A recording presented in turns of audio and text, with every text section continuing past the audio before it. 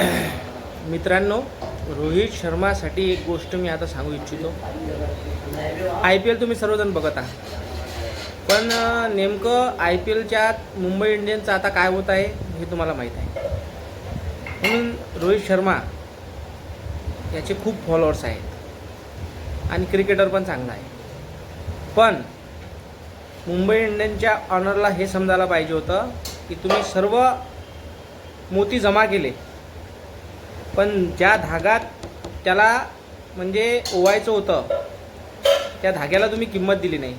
म्हणून आज मुंबई इंडियन्सची ही परिस्थिती आलेली आहे. तो धागा म्हणजे रोहित शर्मा.